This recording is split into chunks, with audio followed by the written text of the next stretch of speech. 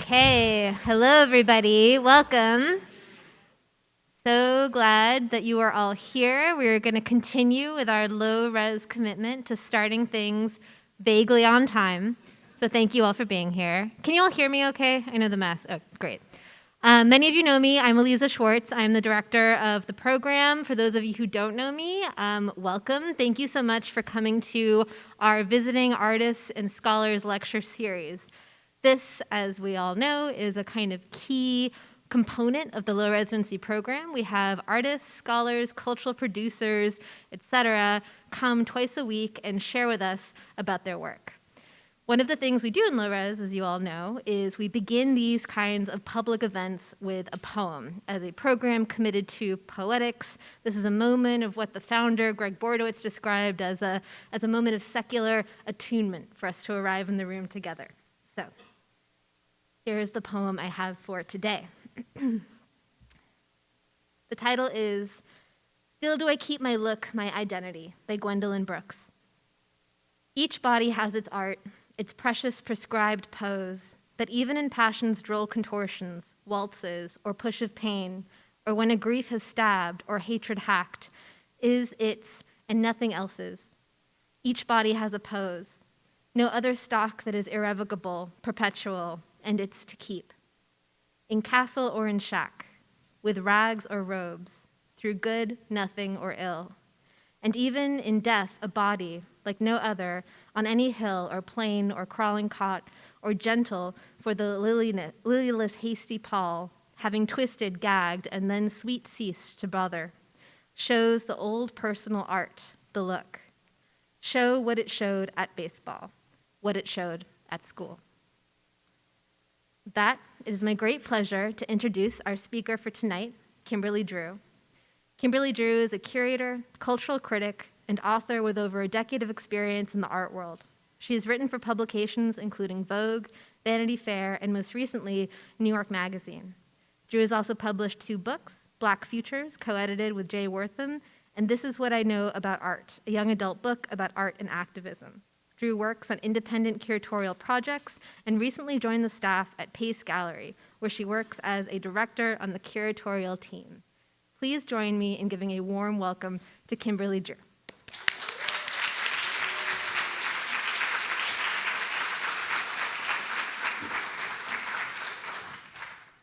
Hi, everybody. It's such a pleasure to be here with you all.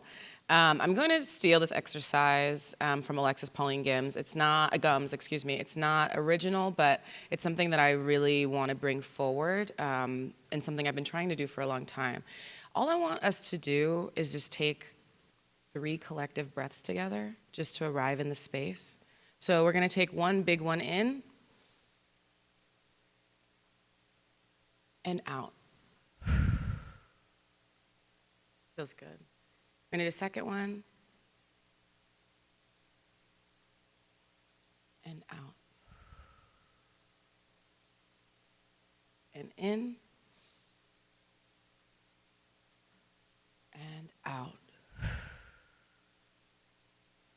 One of the other things that Alexis did the last time I got to see her speak was to invite everyone, to invite someone from their ancestry in the room with them. Can be a family matriarch, patriarch, it can be your buddy from growing up, they can be imaginary. But I want us to each just take a moment to remind ourselves that we are not in these rooms alone.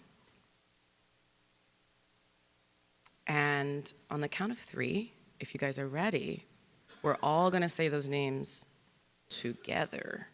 Are we ready? 1, 2, 3. Minnie Mac. All right, we're here. So exciting! So, as Eliza said, I'm Kimberly Drew. I'm many things, but mostly honored to be here with you all.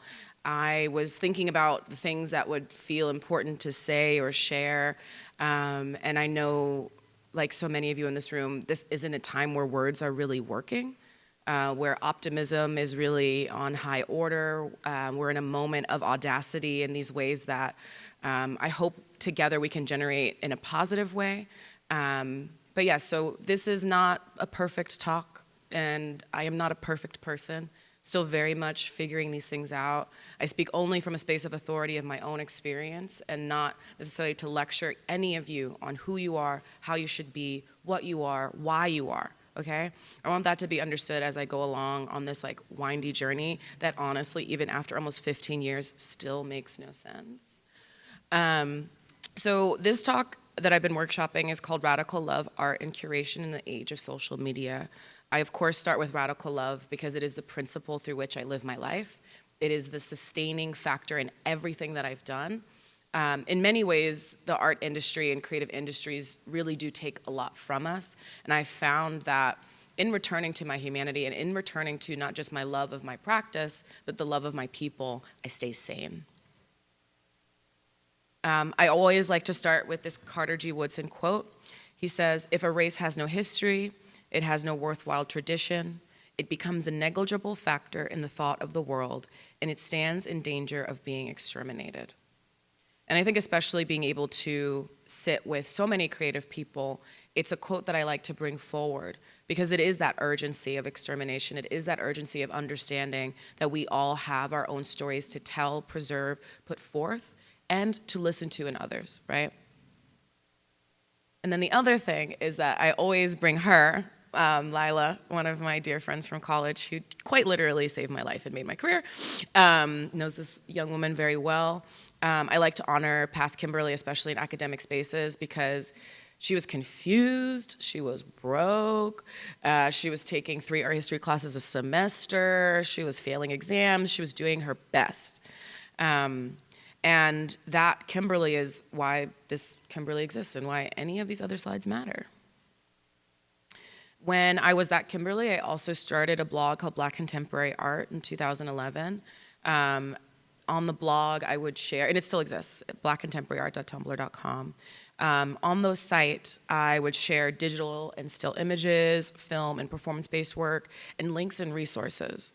Having had a traditional art history education at Smith College, there were so many ways that we were embedded in pedagogy. There were so many ways that we learned Greek and Roman, we learned Asian art, we learned like you name it, we learned it unless it was Black. And for me, I was sitting through these classes and just feeling really underseen and feeling really frustrated. You know, it's like the most millennial instinct to be like, F you, this is BS. Like, I get that you have your little degree, but I want to build out my own understanding of these things. And I'm also just of the school of thought that if I know something, I can teach something. And I don't think anybody necessarily has to be an expert to do so, which I know is breaking the academic rules. But I built this blog and worked on it very diligently for many years, doing my best to kind of spread the gospel. When I started the blog, I only knew probably like 3 Black artists, one of whom is Micheline Thomas, who was my first slide. And I just continued to build upon that knowledge. As I continued to work on the project, other people wanted to get involved. Black Contemporary Art became a team of people who hadn't met yet. I think one of the things I've learned most specifically from the late Virgil Abloh is that our mentors can be older than us, younger than us, people we might not ever meet. And that kind of cyclical mentorship really started back in 2011 for me. And then in 2012, I stepped from behind the blog and started doing my own storytelling. I grew up in Jersey without a tremendous amount of resource, but in a tremendous amount of love. And for me, I was kind of always raised to be a little bit humble, despite being a Leo. And my handle Museum Mammy was this opportunity for me to tell my story. And it started very humbly. I would share going to different museums. I would share artworks. In 2013, I worked for a gallery called Lehman Maupin, and I would do these art walks called #ArtForLunch. And every day I would go out around Chelsea where all of the galleries in New York are free. And at that time, there was not a moment where I ever had more than like $25 in my bank account. And so I was like, okay, this is a thing that's accessible, and I want to make this as accessible as accessible as possible to others. I would ask myself these kind of core questions that have maintained their existence as important questions in my work. What have you done to create an opportunity for someone else? What is my timeline creating? That's a typo. How is my timeline creating change in my community? And how are you caring for those around you? How can you keep this practice of care sustainable? These three questions and these kind of considerations are ones that I hope to lend to you all as you're mapping through whatever journeys you're going through. I think we're in a moment, especially in this COVID reality, where we find ourselves increasingly isolated, increasingly disenfranchised, and these questions aren't necessarily the solution, but they are an invitation to think about what your own potential is, and also that someone else might be thinking about that too. So there is an opportunity through care to ask for it, to stand in your power in it, and understand that vulnerability can really get you somewhere, if only out of that rut. One of my proudest projects when I was an artist for exactly one summer was this project that I did called the Black Art Incubator. I had the idea thinking about these kind of larger questions of what can I do, how can I be of resource, and I went to these 3 brilliant women with this idea to do a social sculpture project. At the time, it was like the topic du jour. We had like Theaster getting started, we had Mark Bradford, we had these examples in the world of space, creative space making, and thinking about what artists can do when the work itself is the act. So the Black Art Incubator was a social sculpture designed to create an intervention in the art world through a series of public events that brought together artists, curators, community members, critics, and scholars. We utilized collaboration and public engagement as a guiding methodology. We sought to provoke new understandings of the myriad sectors that comprise the art world.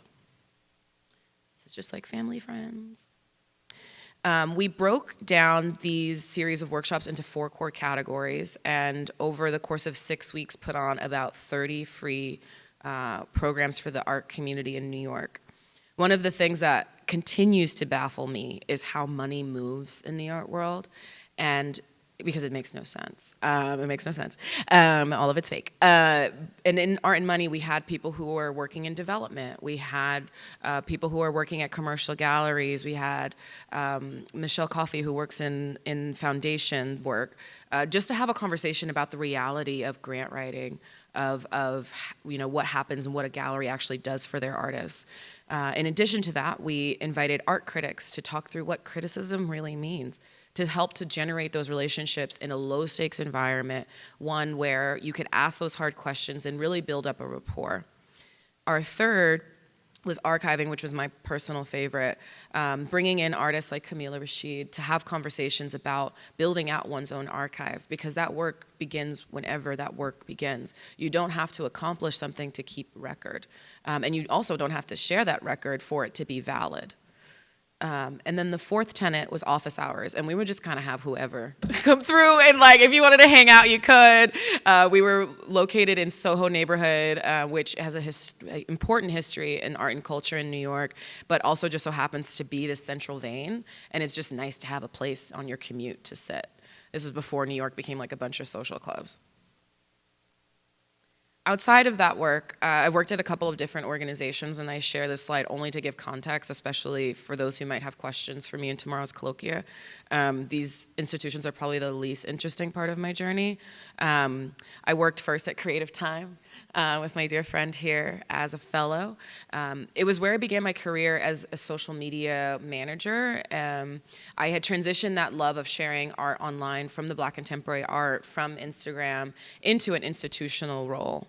It was a pivotal moment in kind of the history of art, I guess, and art institutions, because circa 2010, 2011, institutions started doing their social media. They would tweet, they would post, they would Tumble, they would YouTube, and it was a completely unprecedented opportunity for us to be dialogical with museums. It's changed so much in the last 13 years to the point where I don't even do it anymore, couldn't pay me to. But back then it was really cool, because in the same way that you could get off a Delta flight and be like, at Delta, you did wrong. You could be like, at Met Museum. And a human being would type back to you and talk to you about your experience and perhaps share a listing or resource or the map. And I feel deeply, deeply, deeply thankful for that time because it was such a hope engine for me. As a person who's like a serial optimist, it really allowed me to put into action so much of what I wanted to see in terms of access and empowerment in our field. Alongside Creative Time, I worked at the Studio Museum in Harlem, which is a Black art institution in Harlem. It was founded in the late 60s in the interest of supporting Black art and culture. There I also did social media work. I worked for a brief stint at Lehman Maupin Gallery.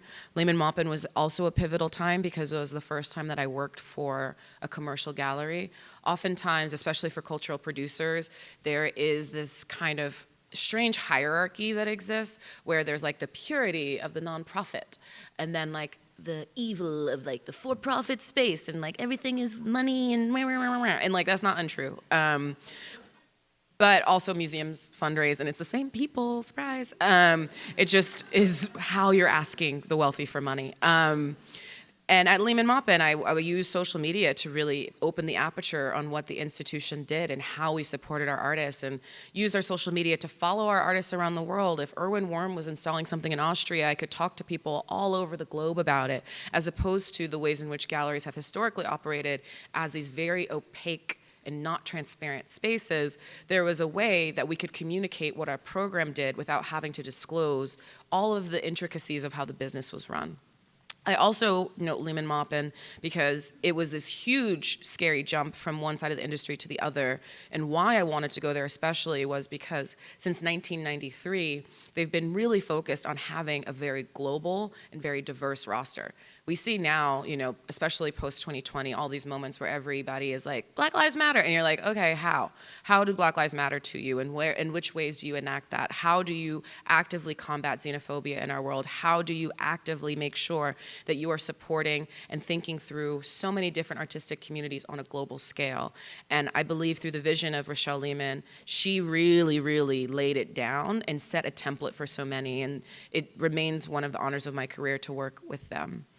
After being at Lehman, I went to the Met because it is every little kid who grew up in proximity to New York's dream in one way or another. While there, I worked on the institution's social media. It was a huge jump from working at small organizations into working at an institution that's basically the size of a university. There were just under 3,000 staff members who all worked in the building. I went there when I was 25 years old and worked with people who had been there for 25 years. And it was such an illuminating experience because it taught me so much about discipline and commitment.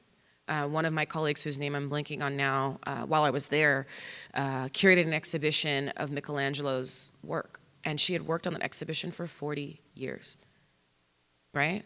And that love and commitment to research is something that is just such a beautiful way to live, to be quite honest. That level of commitment is possible at institutions like the Met, and as complicated as that institution remains, even under Max Hollein's leadership, it's beautiful to think that that kind of long-term and durational thinking can be celebrated. And of course, it doesn't have to happen institutionally, but I like it as just a reminder that that thing that you're passionate about, that artwork that you're into, that artist that you've been following, it's worthy work. You can build your entire life around that. And then finally, I skipped some parts. We'll get back to what happened in the middle. I left the Met in 2018. I was horrified by the decision, but felt that it was time for me to leave. On the other side of the beauty and scholarship at the Met and having a lot of camaraderie amongst my peers, I also could really feel, one, that it was just time. I think everybody knows when it's just time. And for probably a full year, I ignored that kind of thing on my back. But most importantly, my mental health started to deteriorate. I had my first mental breakdown when I was at the Met because the pressure of being in that institution was just simply too high. I had no mentorship. I was managing what I grew from probably 3 million to 7 million viewers. We changed the admissions policy, we changed the logo, and there were just so many things that, especially from a social media perspective, being on the front lines, it just broke my brain. And I felt even that early in career that it was time to just take a step back. I also started working on my books, and so I had some other creative projects because I just am not a person who doesn't work. I love to work. I am not a person who doesn't romanticize work. Sorry. But I felt like it was important to work on projects that could help build myself back up again. And so for 2019, I was doing the freelance thing. I was running around. I was probably working more than anyone humanly should, especially considering that I left my last job to work less.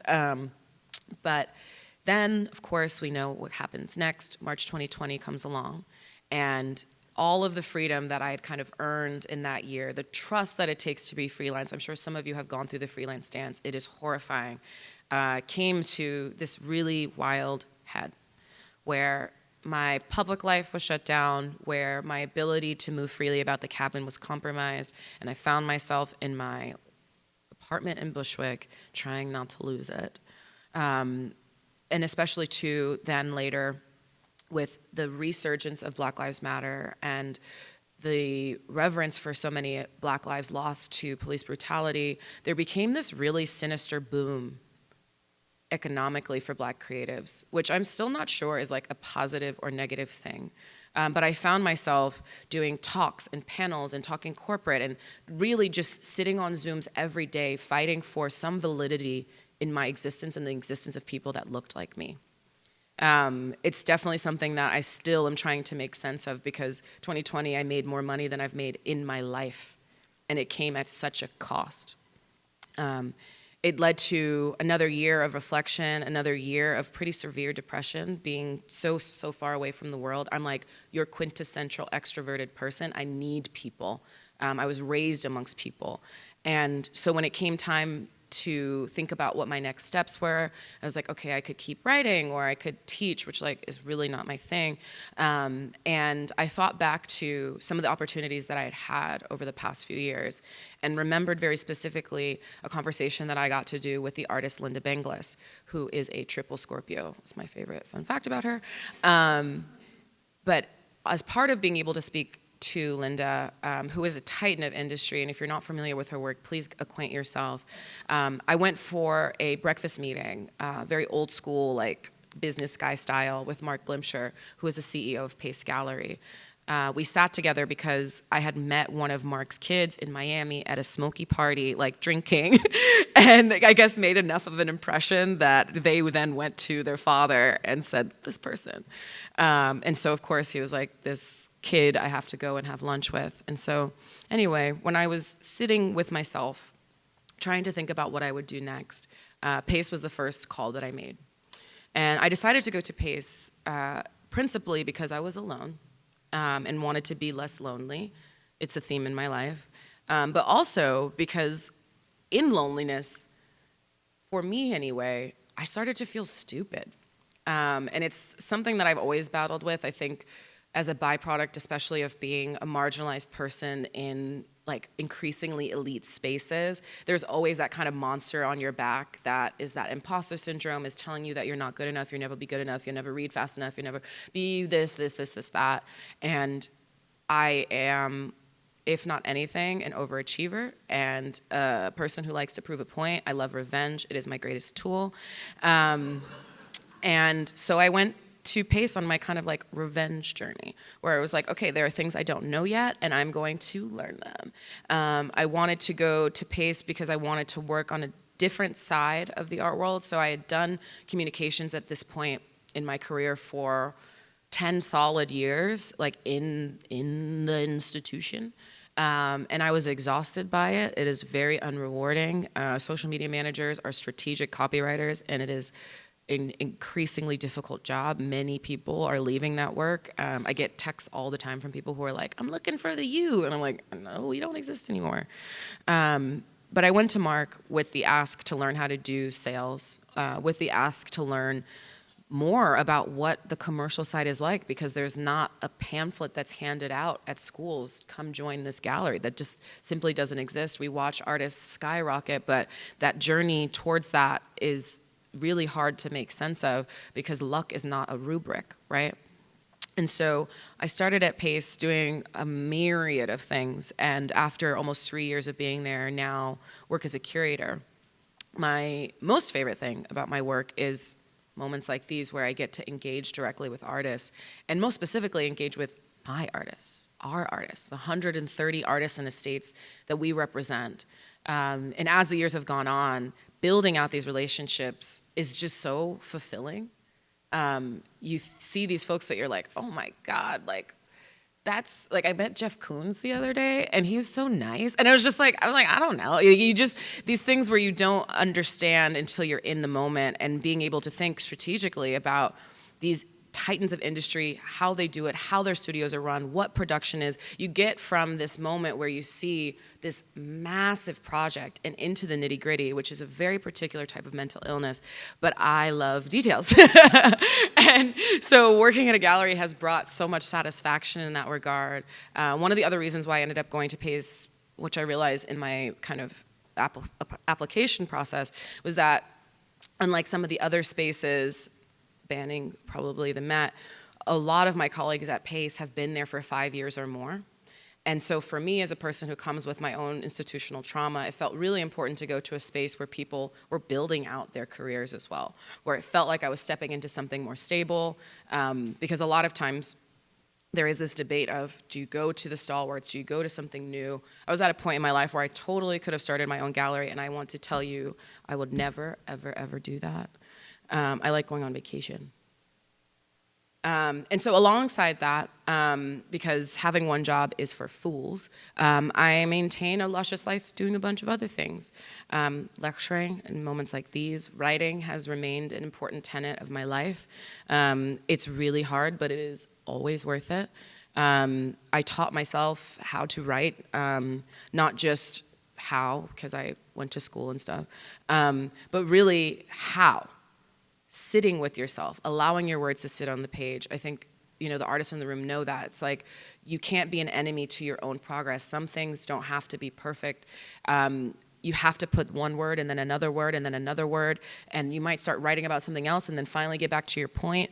But that's the constant dance that I find myself in now, especially because I have another corporate job, and writing allows me to better hear myself, And being able to stay in touch with that part of yourself, I think, is integral to any kind of creative journey, especially if you are an artist, a visual artist, performance artist, theater artist.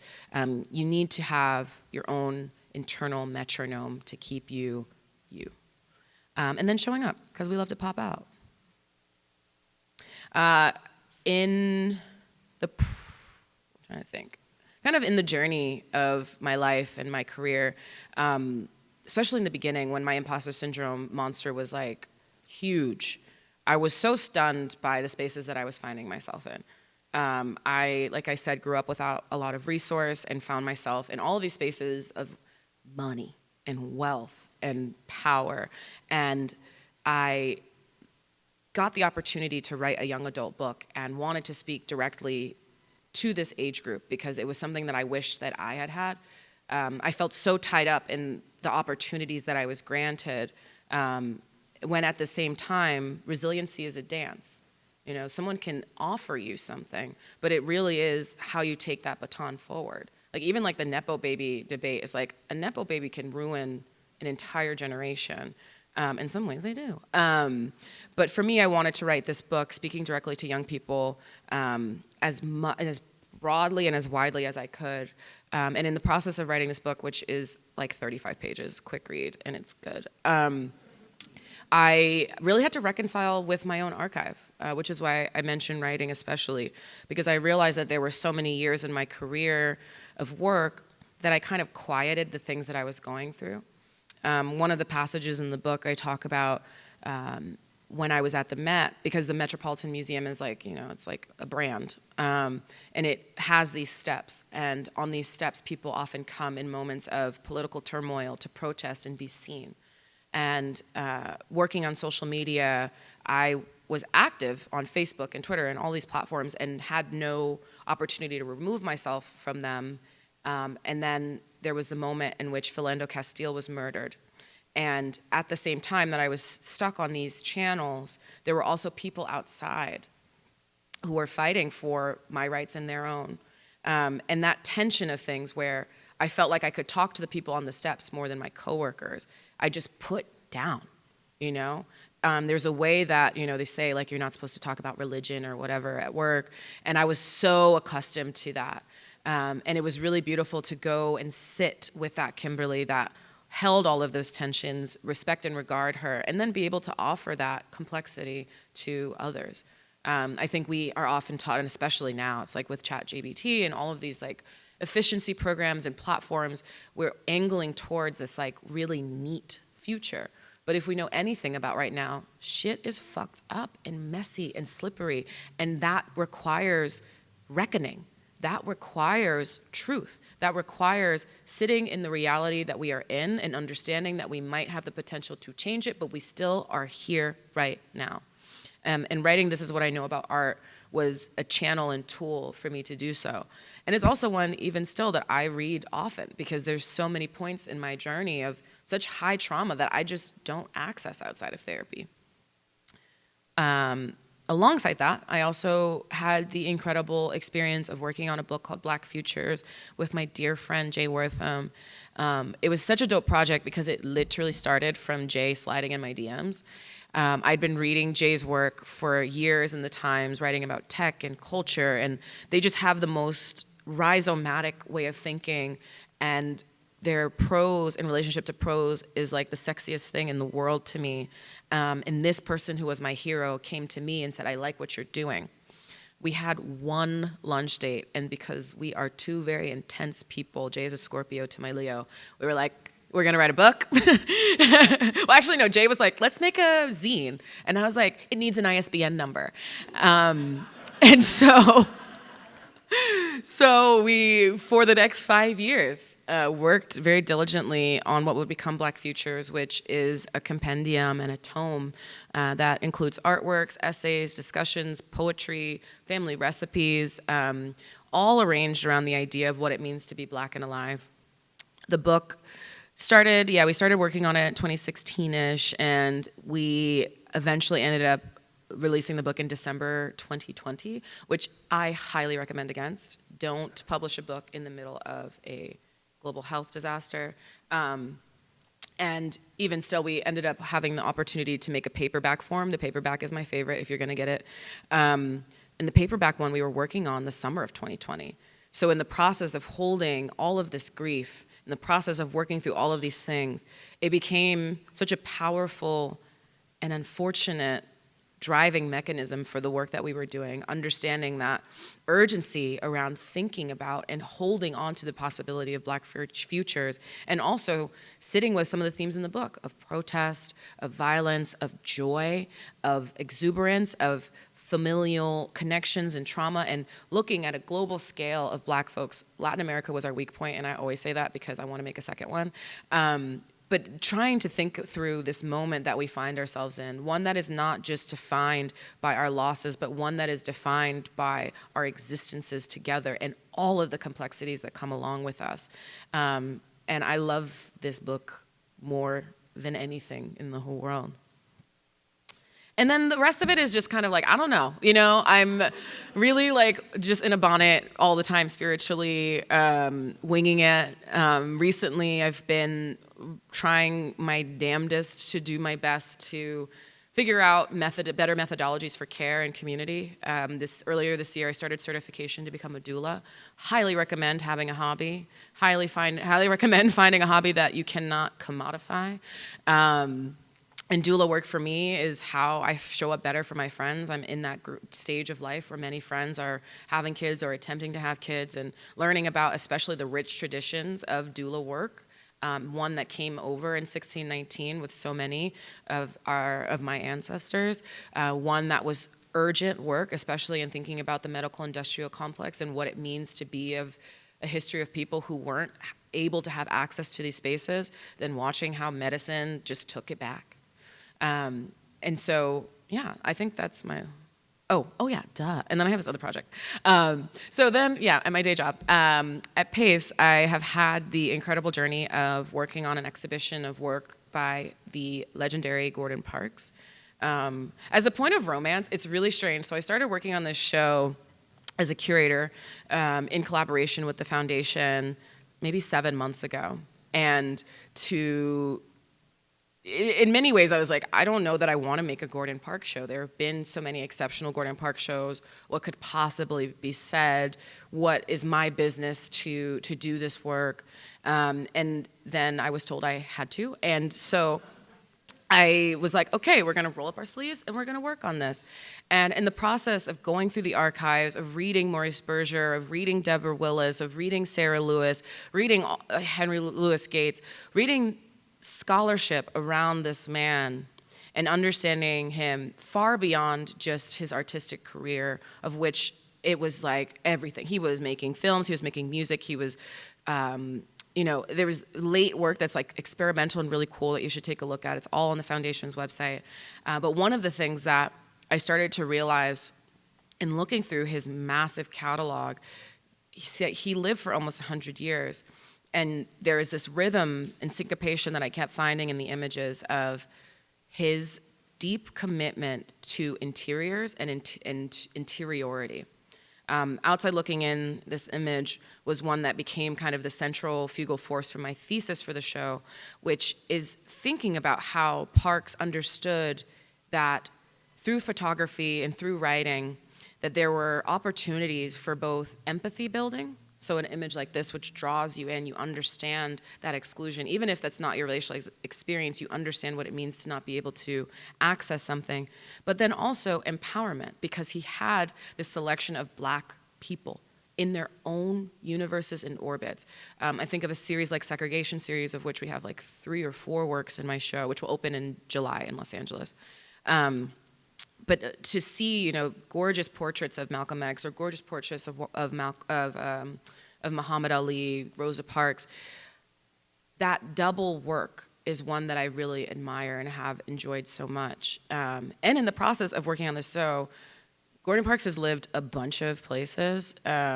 New York, where I live, Minneapolis, where I got to visit recently because I participated in a symposium for Keith Haring exhibition, which is there now, and Chicago. And I find myself in Chicago now and working on this show, and I swear to God, like, necromancy is a thing. Like, I feel his guidance in almost everything that I do, and that magic is something that I wish for everyone.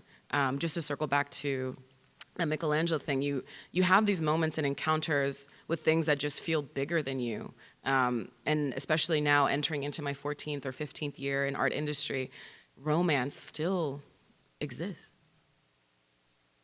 And then the last thing is just like be unapologetic. Like, love it. Love it so much that no one can take it from you. I think especially as a Black woman in this space, I've had so many moments of people trying to tell me who I am, how I should be, what I can be, myself included. I always say to friends, like, try not to be an accomplice to your haters. And I'm entering more and more every day. I used to hate unapologetic. I always felt like it was tied up with this like angry Black woman stereotype, or like in the realm of Black girl magic, which is like what is magical about living in fear. And so I'm leaning into my unapologetic era, and that happens a lot through love and romance, and I thank Gordon Parks for that very much. And that's all. Thank you, guys.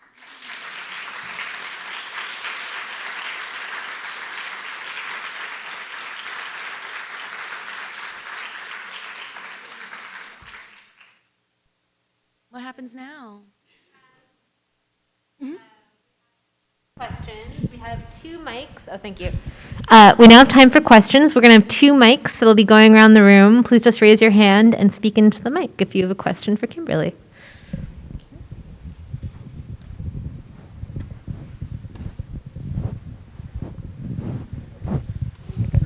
I'll bite.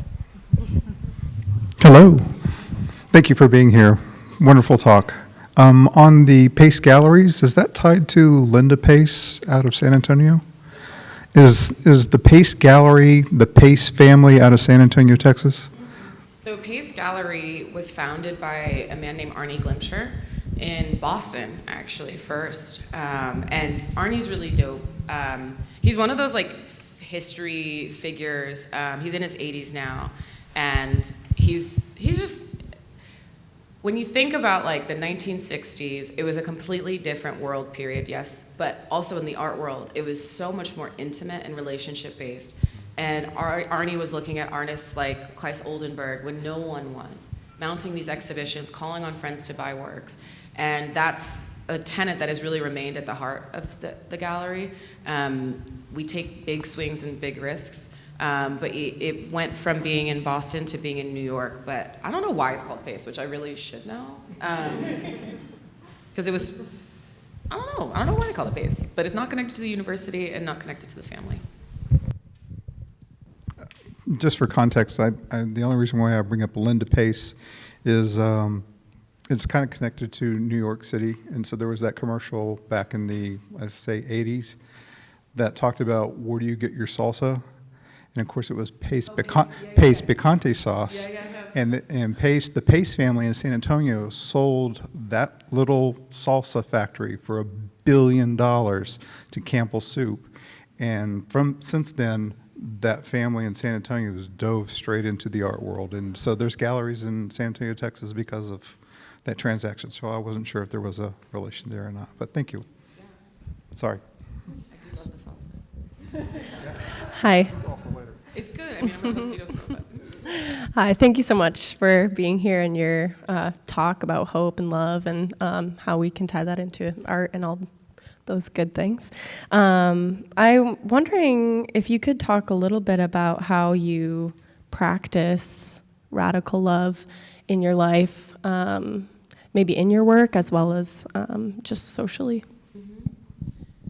Yeah, it's interesting. I think it's not a simple question, as you know, because you asked it, and not a simple answer because I live it, but I don't know. I was raised with a lot of love. I was just with my family this weekend and holding hands with them. I was like, oh, right. I was raised soft.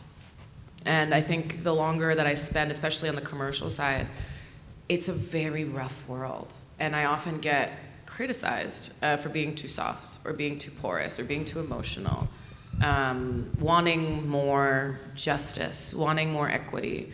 And I feel for myself that radical love is just understanding that it doesn't have to be the way that it was. Since I was a very small child, I've gotten in trouble with authority because I'm always like, why? Why? It's like, you want me to do this? I just want to know why. I'm not saying I'm not going to do it. I just want to know why, you know? And I think in that why is where you find the love for how you do things. You know, it's like I always am in this debate with supervisors where I'm like, okay, like you want me to do it, but I just want to know why and how we have to do it this way. I love efficiencies as well, because I think that through that you find more opportunities for softness, for compassion. You avoid emergency. I think emergency is the enemy of love, because you're moving at such a fast pace, and love is really slow and considered work. And then personally, I do a lot of like affirmation work. I am very much in my see a healer era. I unfortunately love to throw money at a problem, and that looks like going to see healers, paying for breath work, which I could do at home by myself. And yeah, just going slow, really trying to appreciate, especially to having gone through mental health journeys, learning how to respect those moments, learning how to respect that those breaks that I had are valid and worthy of talking to strangers about, because I know I'm not the only person in this room who has had one. It's love when I share it and someone shares that back because I feel less lonely. But yeah, trying to figure it out. I think it's a daily practice. I have a few friends that I often will reach out to just to get affirmations. We love a group chat. My sister right here. Because yeah, even in the ways that so many intersect, I think especially living in cities, you have friends that you work with, and that kind of blend between those two worlds is always really ugly. And so trying to find the ways in which you can build out compassion and love for the person who they are, holding them in that alongside their practice or alongside how you might collaborate, is something that I also really love about Chicago. I was just saying, I feel like Chicago as a city is very collaborative in a way that I don't get to witness in many other cities I visit, especially living in New York, the least collaborative. Long answer, but I think that it's always an ingredient that can be added to anything you are trying to do. And when it doesn't fit, you probably shouldn't do it. I have a question, and I have the mic. So, just to give some context, I used to work in Mexico City in a museum as a social media person there. And it was the first time I was doing it for some other people other than me. And then right now this summer I'm working as a social media person here. In case you think I'm stalking you with the camera, it's because of that.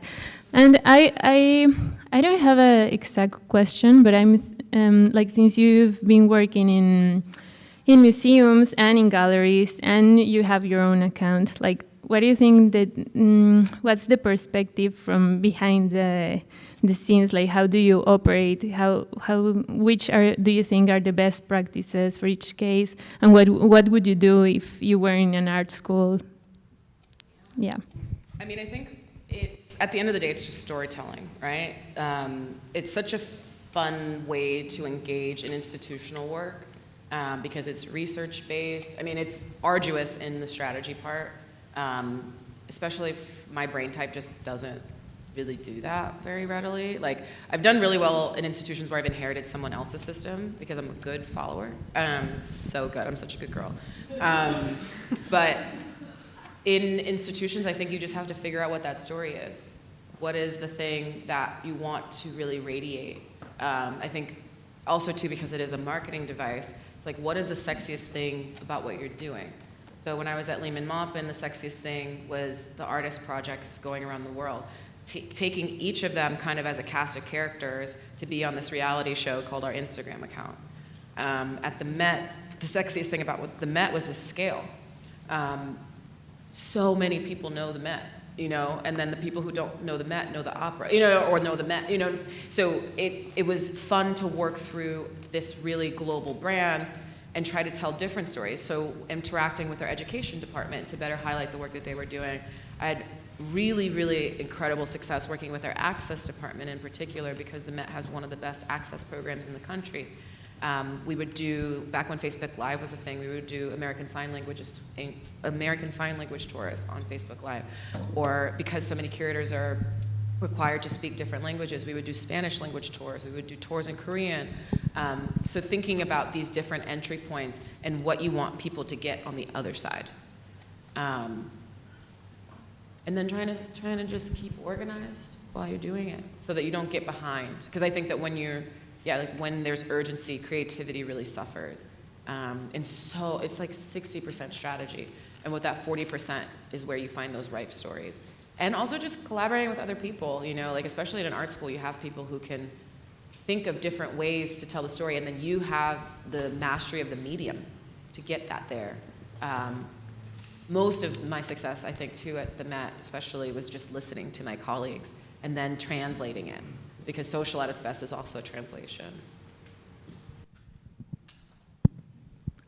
Hi, thank you so much for sharing all of this.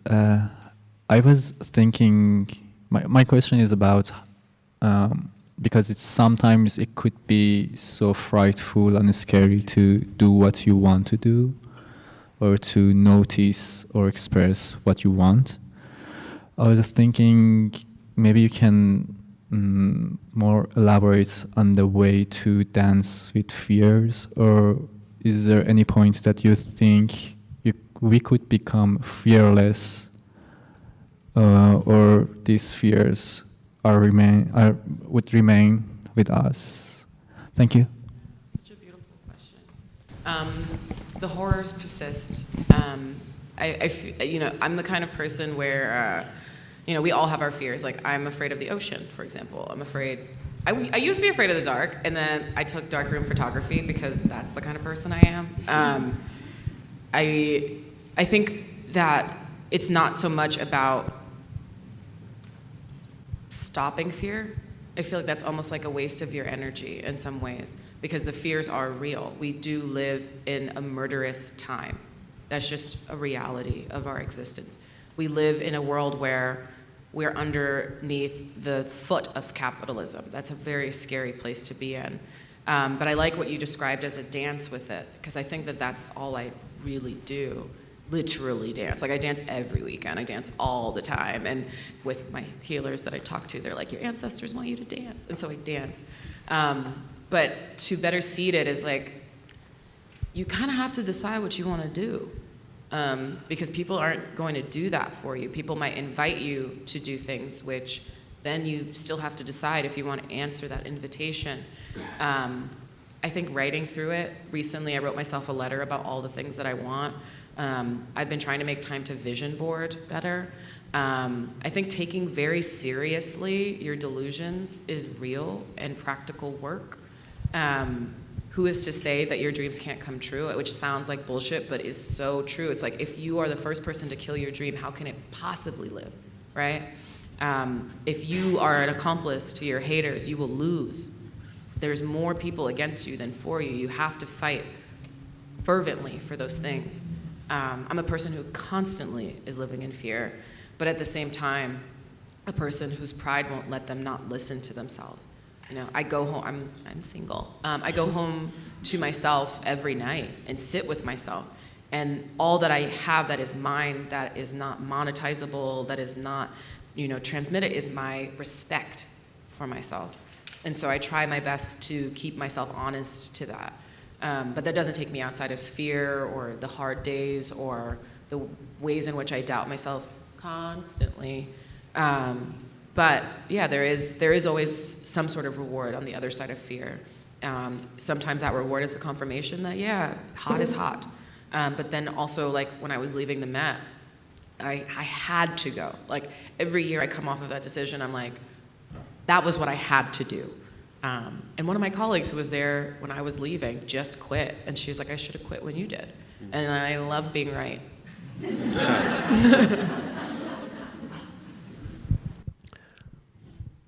Hello. Okay, sorry. The voice from above. Thank you for all your work, and thank you for the lecture tonight. I think it's really important, the work you're doing, and to see you talk about your work. I'm going to ask, maybe approach this obliquely. I'm really interested in genealogies, and not like familial and my own personal familial, but our maybe professional, educational, artistic genealogies. And so I'm wondering if you could talk a little bit about, I can think about through lines and connections with you and Dr. Alvina Wardlaw, Thelma Golden, Lowry Stokes Sims, right? All these sort of folks from the sort of past but are present, folks now and then potentially in the future. I'm curious, like, who you might consider are your genealogies, maybe even, your own daughters, if you will, as the saying goes, or children, right, in the world. And then lastly, connected to that, I'm curious to hear who are your sort of predecessors or contemporaries in the commercial art gallery works. I feel like, to me, I'm not in the world, but I feel like you're really a standout as a Black woman in the world at a pretty major gallery. So I'm curious, do you have peers? Do you have predecessors, and are there people coming up behind you? Yeah, I'll answer the latter part first. I have a colleague named Christiana Boyle, who is the most executive Black woman at Pace Gallery, and she's everything. She's everything. She's so fierce. She worked at Canada Gallery before coming to Pace. She's a curator, salesperson, like one of our top salespeople. Is very fierce. I look to Ebony Haynes, who started a space called 52 Walker, who has worked alongside David Turner for many years. I look to Joanna Bellarado Samuels, who is at Jack Shaman Gallery. Miriam Ibrahim of Miriam Ibrahim Gallery, the one and only Nicola Vassal, who is also a Pace Gallery alum. I'm trying to think who else. Sorry to be the quiz, y'all. Yeah, no. I love to call the names for others because these are all women that when I'm really down, I call. Like, it's no bullshit. Especially because we are alone. We are singular, and we are as singular as we are not, right? And so it feels like a tremendous privilege to be in community with them. Oh, and then the last one I want to list is Courtney Willis Blair, who is at White Cube now. Another woman who is just like a griot, I always try to talk about the difference between for-profit and nonprofit because there really is this strange hierarchy. And I think the only real difference is like, you're just more readily to get fired on the for-profit side, is what I've learned, is like, it's very quantitative work. You do make the sales, you do have the things that you have to show. I report to my supervisor weekly on the moves that I'm making, and if I fall short, I'm out, and there's no question about that. In museums, you can sit for 10 years and not do a damn thing, okay? Other people that I really love. Camille Bacon is my child, my daughter. She's here in Chicago. She just launched a magazine called Jupiter Magazine, which I highly recommend all of you check out. She's the scariest person that I know because somehow she's younger than me and it's just in every way, a dream to exist alongside. I get emotional talking about her. Thelma Golden, of course, Laurie Stokes Sims, of course, Sarah Lewis. Trying to think who else. Nicole Fleetwood is everything. But it's beautiful to be able to stand and list these women's names, and I'm only listing the women. Also in Chicago, Izzy Odebor at Anthony Gallery, who I love very much and admire deeply. But yeah, it's really nice. It's really quite lovely. Like, we're still up against so many hurdles, and I feel them very immediately all the time. There's a lot of progress that's been made by way of representation for artists, but in terms of like these kind of core centers of power, we are still very much underneath the thumb and working 4 times as hard, which is why I leaned a lot into my healing practice unapologetically, which is why I love the doula work that I do, because it just doesn't touch it. But yeah, it's really an incredible kind of renaissance moment, and I feel very, very, very thankful. Yeah, thank you for that question. Hi. I was wondering if you could speak to the intention you had behind your Instagram username, and also thoughts on Kara Walker. Oh, I love Kara. Well, first, Kara is just incredible, and she's had a very long career. And I respect her deeply because when her career began, she fell under immense criticism from heroes. There was like an entire campaign to shut her down, and she persisted, and it's not something that people talk as much about anymore. But her work was really misunderstood and heavily criticized. And I think that criticism is necessary and valid work, but her persistence and commitment to her ideas, I think, is a large product of her impact today. And then we were at Creative Time in the Sugar Baby era. It was wild. But I think that she is an artist who's continued to provoke. And I feel aligned in that too. Like, I don't think of myself as a particularly radical person, but I find that my ideas sometimes upset people, and sometimes you just gotta stand on business. And I think Kara is a great example of what that looks like. And there was another part of your question that I forgot. Oh, my handle. Yeah, so what's the quickest way to tell the story? So when I was at Smith, I studied digital communications in museums because I was there. I graduated in 2012, so I was in that, like, I was in school, in my last year of school when that kind of shift was happening in how museums use the internet. And so I was like, let me put together case studies, look at what they're doing. And my original handle had been Maud Mammy because I was obsessed with Gwendolyn Brooks and the book Maud Martha. And I love that book and its construction and relationship to the Black female voice. And Mammy is a figure that I always felt was really misunderstood. I think about a figure like Hattie McDaniel being the first Black woman to win an Oscar, and how prolific that image is and understanding of a Black woman identity in public space. But then also the power of Black women in domestic space, and a respect for that resiliency and a respect for that rigor and work, of course, against all of these other systems that make that term a derogatory one, but understanding the inherent value in that work that Black women have always been expected to do. And so I brought it on as like a reclamation. Is success? I don't know. I mean, I've had people call me Mammy, which I didn't really anticipate and I don't really love. Rochelle Lehman used to say Mummy because she didn't know what it was, and I love that. But I took Maud off and put in museum, and then Museum Mammy has been it. Have I tried to change it? Yes. But do I still sit in it because it's a part of my identity? Also, yes. Hey, hi, I'm here. So my friend recommended Black Futures, so I went to go buy it.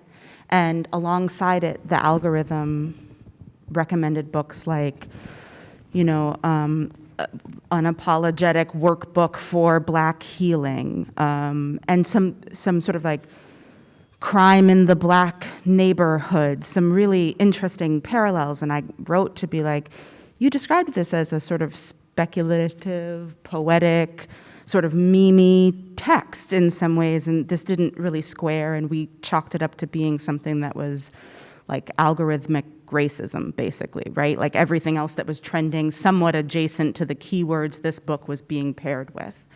But I guess after tonight, I'm sort of thinking about an intersection of like, well, still the algorithm, but also context and narratives and how those pieces are built sometimes together with the artist, but sometimes despite them, right? And I'm wondering how that may have shifted from one, you sort of described, side of the storytelling to another, from a communication side to a curatorial side. And I'm wondering if you have insight into how, if not from a communications perspective, then maybe from a languaging perspective, like how that works, not necessarily related to Black futures. I guess that was my entry point for thinking about this question. But that intersection of how do we build a story or build context for a work that does service to an intentionality that may be present, and what kind of consent do we have from the artist within that, if we do or do not, as their representative? You know, I don't know that we have those agencies inherent, right? One of the things that I learned from A.K. Burns, the artist, A.K. was the first artist who I was intending to do a studio visit with who sent me a bibliography. And that's not everybody's tea. Like, everybody's not gonna read the thing, but I think as a practitioner, it's important to understand your context. And so maybe like algorithmically, it'll do whatever it does. I think things find ourselves as they should, I believe, you know, in the spirit of it.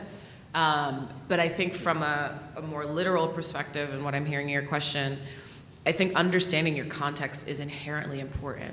Understanding, like, to your question, like your lineage is really important, especially MFA and within these kind of pedagogical spaces. There's ways in which people try to tell you who you are and what your work does.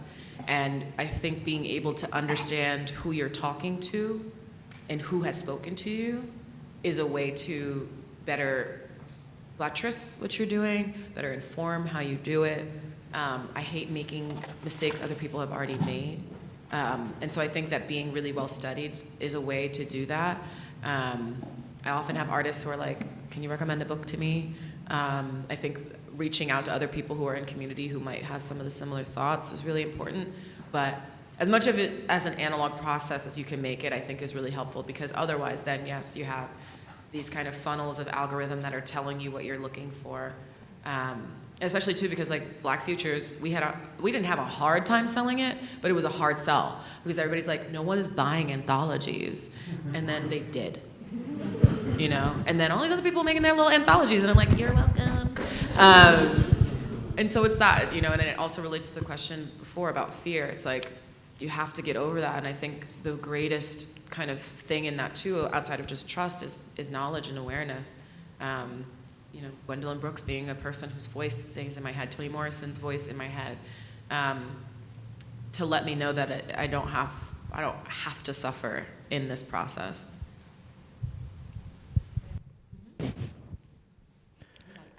Yes. I think I have a two-part question, so let's see if I can find it. First, thank you for being vulnerable, sharing your testimony. It has me reflecting on the risks that we take to be where we are today. And it seems as though this is a consistent practice with you in taking care of self, mental health. I'm wondering, how does that inform like the work that you do today? And then the second part of this is, we all know there's systemic conflicts that are put in spaces wherever we are. As a Black person, I'm interested to know what common practices have you put into place to make successful curatorial engagements, like with museums or artists? Yes. So for me, I've recently had incredible privilege to be able to travel more. And so my most like healing journeys I've gone on have actually been in the last 2 years. One of which was going to Ghana for the first time, and then going to Nigeria. I met a friend on a Monday, and on a Thursday she got me a visa to go to Nigeria. It was so insane. But saying yes to things like that is very much also a part of my healing. It's just like, I'm here, I'm able-bodied enough, let's go. I think that spontaneity is a cure also for systemic oppression. That agency is really appetizing to my brain type. I went to both West Africa and I went to Brazil. I went to Brazil in September to Sao Paulo, and then I went back in March for Carnival. And it really gave me something, especially being able to be amongst other stolen people. There's something that, I'm Black American. Like my family, my grandmother's from South Carolina, my father's family's from Missouri. And there's a way in which, especially growing up where I grew up in New Jersey, like none of my friends were Black American. And I experienced a really unfortunate amount of kind of xenophobic racism amongst my peers who are Jamaican or Guyanese or Nigerian, and just always feeling like we were at the bottom of the Black totem pole. And it was beautiful for me to go to Brazil, and especially to Salvador and to Rio, to be amongst other Black people who are in this kind of mining of experience and existence. And their traditions they arrived there differently than ours did in the States. And so it was just really cool to watch another culture working that out. And then being in Brazil for Carnival, there was dancing and there were drums, and like for 8 days I heard drums, and I just like, my friends say like I came back different. And so leaning into that is really important.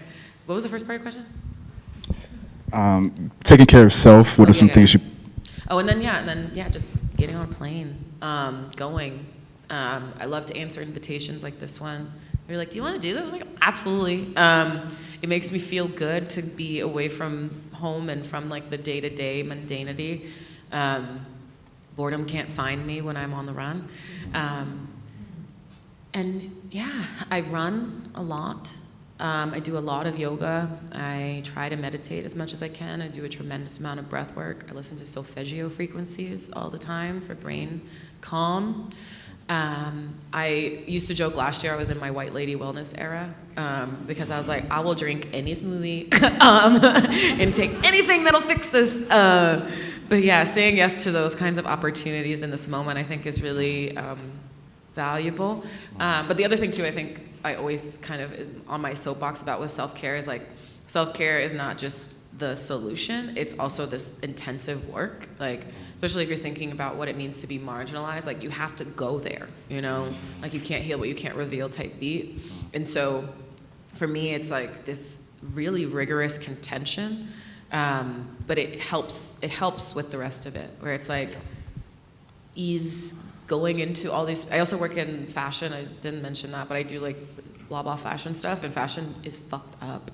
And it's really valuable to me to build courage in my own body so that I can understand if I'm not sample size, it's the garment, not the body, you know?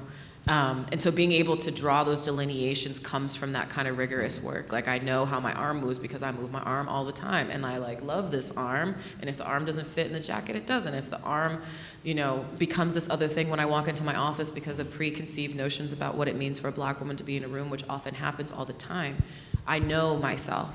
And that knowing, I think, like I was raised into, lost, I went to boarding school, came back, and it's a constant kind of dance.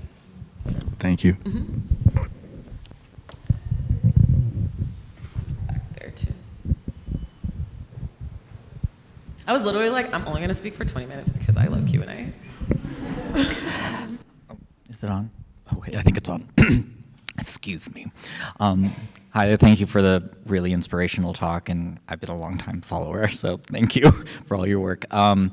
I wanted to ask, through all your experience, how do you adapt, or what are the things that cue you in to start changing the way that you work so it's not tokenized or appropriated by the organizations or institutions that you've worked for? I don't have an answer to that. It's really a struggle. It's really a struggle. It's really a struggle. I I'm just hard-headed. You know, it's like, my thing is too, it's like, if I know one thing about myself, I have the sauce. I'm like, I have the sauce because I've watched people come in and try to do what I've done when I've left institutions, and I've watched them fail. And there's nothing like that. Oh, it's so good.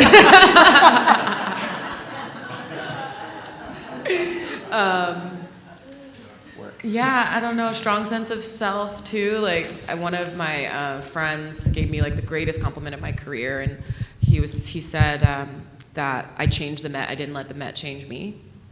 And for better or worse, that's kind of just me. I think also too, I left home to go to boarding school when I was 13, and I became very quickly like the lowest common denominator of my life. And so I just came like this, and try to do the best work that I can, and try to stay in institutions for as long as I can. I often feel tolerated, unfortunately. I make peace with that every day.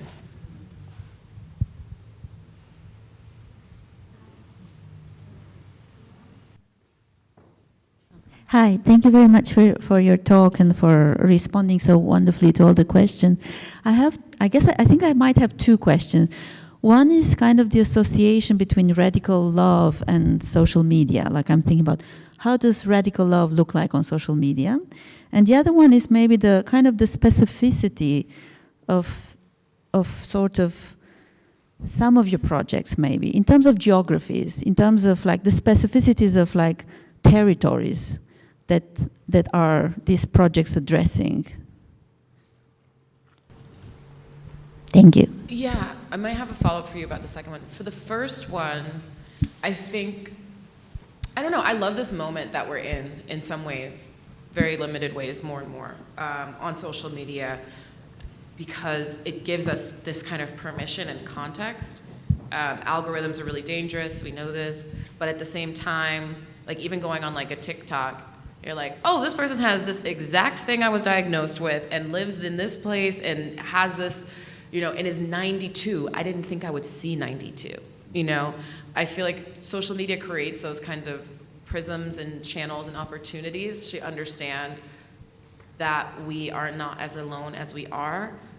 It's changing in ways that are really sad, but there was this really abundant moment, especially kind of before 2017, of just this immersion into this bigger world, broader than us. You know, I think about something like rice, you know, like as this like global food that every culture kind of treats in some way or another. And it kind of granted us this insight into like the rices of our identities, you know, like you make it this way, I make it this way. I can see you better now through this. And I think that that's love. I think that that connection and that soul tie is love. It's no mistake that dating apps work as they do, and people might meet the love of their life on them. That connective possibility is really valuable. And then the second part, I think, of context is it's just my context, but I feel like there's a part of your question that I might be missing. Oh, geography. Yeah. Not context necessarily, but like, where does it reach? You know, like who is addressed? Sorry, like the address reaches. Yeah. I don't know that I've thought so much about that. I think for me, I try to adapt more than anything else. Like, I think for myself, I get the great honor of traveling a lot. And every time I go somewhere new, I know that I am a foreigner. And I know that my instincts and characteristics may not lay over the cultural identity of where I'm going to. And so I try to arrive as humbly as possible. I learned that the hard way. But it's something that I always try to do, and I try to take something with me. I was talking to my therapist last week about just the knowledge base that I'm trying to always build when I get to travel to new places, reading the authors, looking at the artists, going to studio visits, getting home-cooked meals is the greatest love language when you're traveling. And that's that for me. But I have such a profound respect for the multiplicity of humanity. I was at church this weekend with my family. I'm not like a churchgoer, but I go with them. And I was talking to my godmother about like missionaries, because it's such a weird kind of like way of existing. But trying to think about the ways to have like that softest footland is how I think about it. And I think because I do it on social media at the scale that I do, I'm never trying to prescribe a way of living or how to do it or make what I suffer, someone else is suffering. Like, for example, I love Italy. I love going to Italy. And people are like, Italy is racist. And I'm like, I'm from America. You know, like, you know. And so there's just these different contexts and regards. And like, is racism going to stop me from going to the Uffizi? Absolutely not, you know.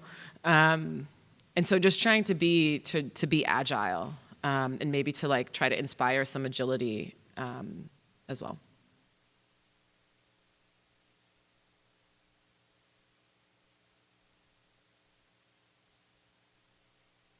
Thank you guys so much.